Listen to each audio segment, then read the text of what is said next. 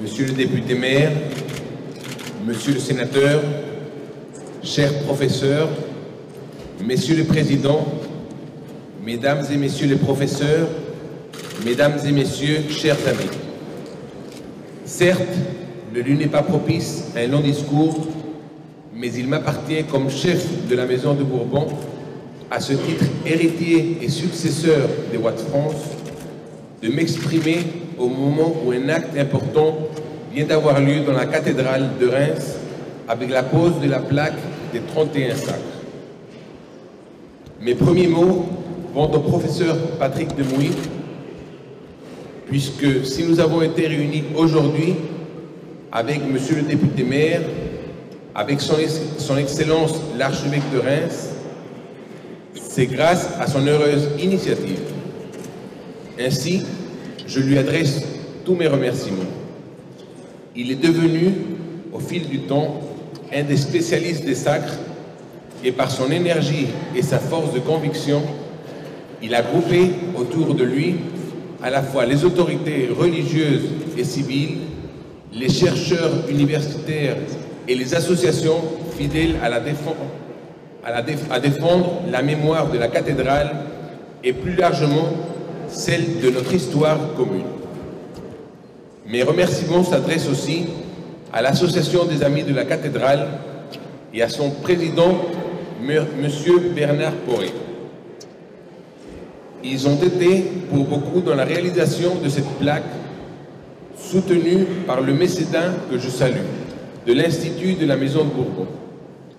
Les uns et les autres ont concilié les intérêts des diverses autorités, l'archevêché, le clergé de la cathédrale, les monuments historiques. Ainsi, une plaque est installée dans la cathédrale pour commémorer les 31 sacres qui, depuis celui de Louis le Pieux, il y a 1200 ans, y ont été célébrés, et notamment ceux des Capétiens. Plusieurs fois, par siècle, cette cathédrale retrouvait la solennité des sacres, véritable colonne vertébrale de la royauté. En effet, si le règne du roi commençait à la mort de son prédécesseur, seul le sacre lui conférait cette dimension supérieure qui faisait de la royauté française un pouvoir différent des autres.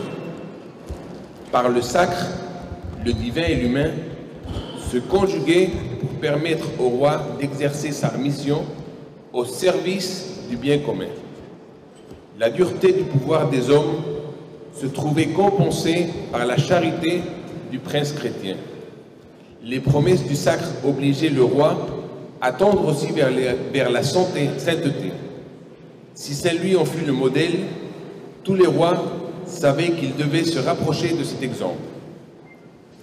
La ville de Reims demeure profondément marquée par ce rôle unique qu'elle eut dans l'histoire de notre pays.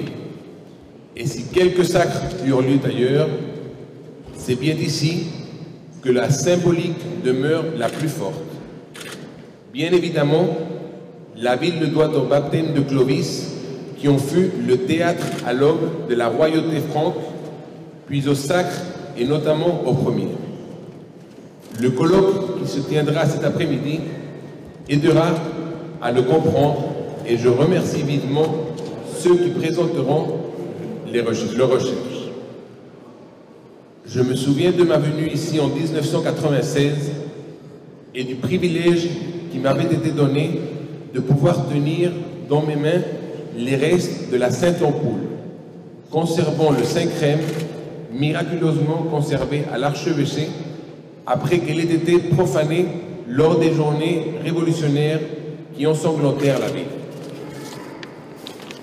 Oui, Reims s'inscrit dans une lignée de l'histoire de France qui peut paraître parfois si inactuelle, où se côtoient Clovis, Louis le Pieux, Saint-Louis, Jeanne d'Arc, où le toucher des malades le jour des sacres avait tant d'importance pour les présents, en un mot, la lignée de tout ce qui a permis à la France de mériter le nom de fille aînée de l'Église. Mais au-delà, il y a le message si actuel de l'appel à la transcendance.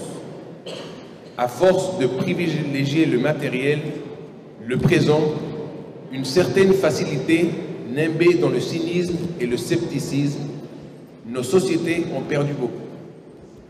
Perte de repères, de sens, jeunes plus ou moins déboussolés, prêts à se jeter dans les mirages et craignant l'avenir. Le sacre nous rappelle l'autre version du pouvoir, celui du bien commun et du don, celui de quelque chose qui nous dépasse et nous force à nous élever. Tel est bien le message d'espoir que nous retenons car il ouvre sur le demain. Puisse Notre-Dame, Saint-Louis et tous les saints, à travers toutes les prières qui, durant des siècles et des siècles, ont accompagné les sacres, protéger la France et la maintenir dans sa tradition. Merci de m'avoir écouté.